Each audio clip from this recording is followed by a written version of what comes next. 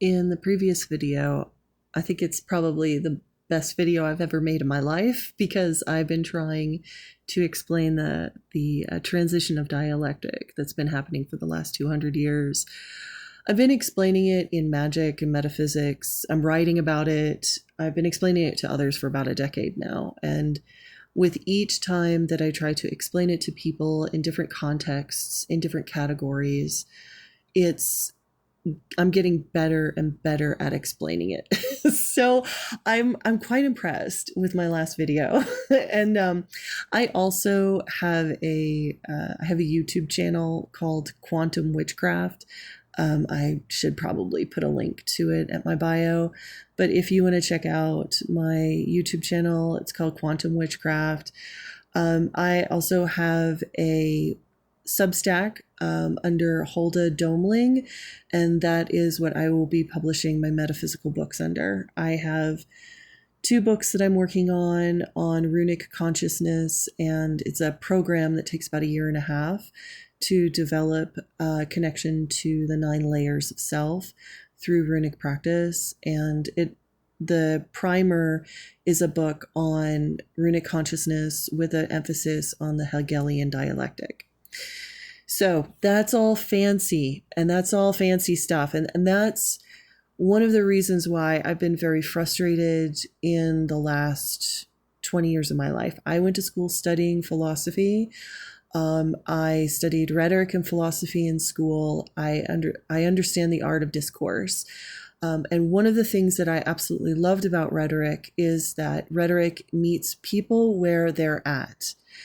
And a lot of these very powerful philosophies and ideas from great people all over history, unfortunately, is not translated for the common man.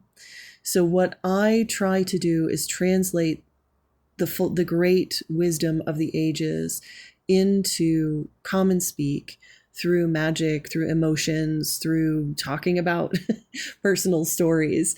And I wanted to say today that I think the greatest way in which we can grow our consciousness is through loving relationships, and not necessarily romantic.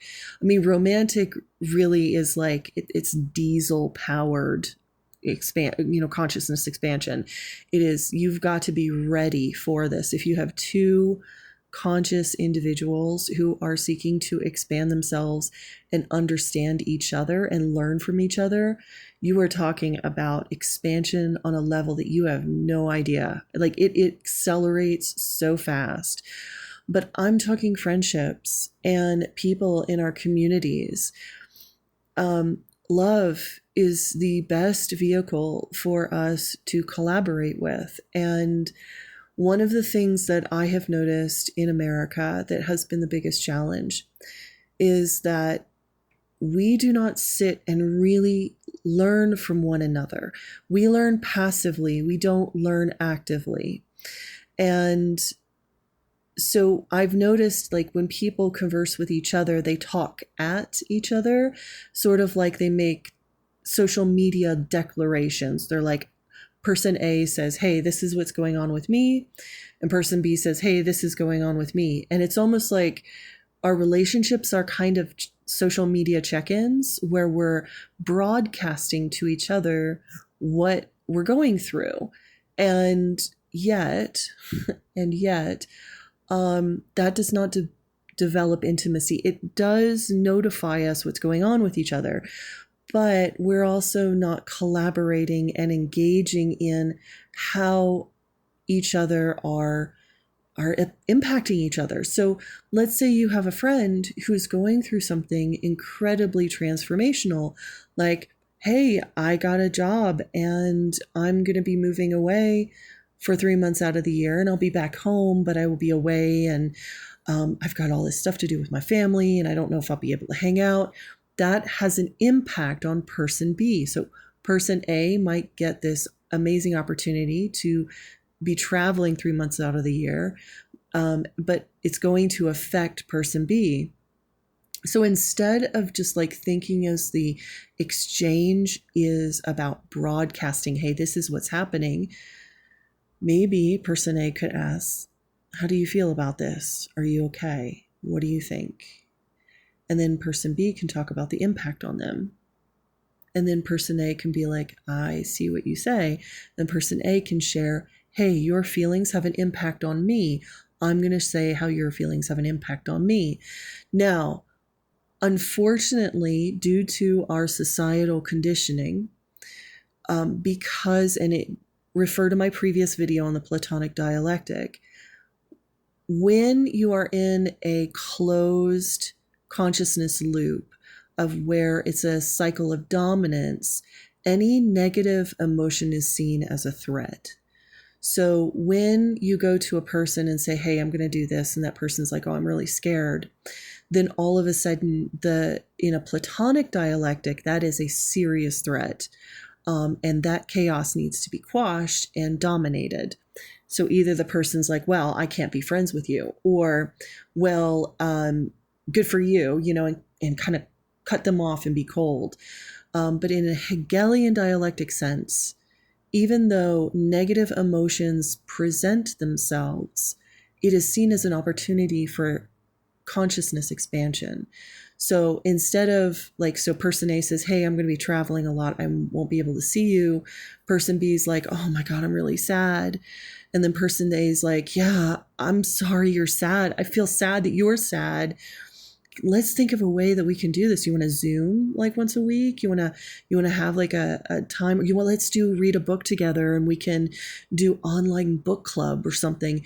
So you can collaborate and create ways to create intimacy and bonding instead of just nihilistically falling into the despair of the breakdown of the relationship, which would be demanded in a Platonic sense.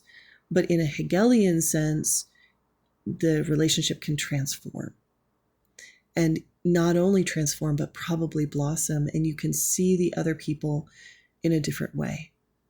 And that's the way, when you look at the world in an expanded consciousness view, something like the Hegelian dialectic, you're not seeing negative emotions as a threat anymore. They're an indication that there needs to be more understanding. There needs to be more collaboration, more communication. And so really, this is one of the issues that a lot of our romantic relationships are breaking down, but also our close friendships.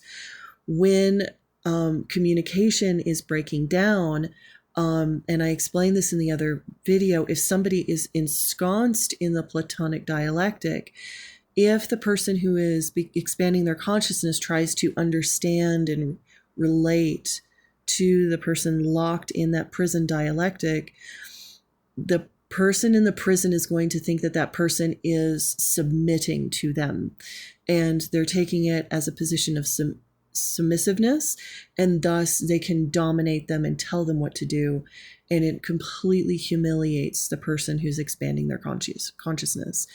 And that does no good, because how are you going to expand your consciousness if you keep getting humiliated and disrespected time and time again? And that's why, if you are expanding your consciousness, you have this giant heart filled with love and wanting to understand the world, but you feel like the world doesn't want to understand you. And I hope that you understand that what you are carrying inside of you is the future of humanity. This is the future of where we are going as human beings. Please do not give up. You are the reason why there is hope in this world. Please know that you're not alone. And if you ever want to talk to somebody, I am here. I am open. I do not charge for my services. I consider myself a prophet in this world, that I can just share my love, because I know the dangers of being locked in a closed consciousness. I know that it equates to death, despair, and nihilism. And I don't want to live in that world. And I would rather devote the rest of my life towards expanding my consciousness and helping other people expand theirs. So please, if you ever have questions, please feel free to reach out.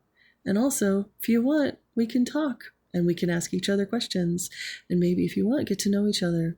So I just hope that helps in this current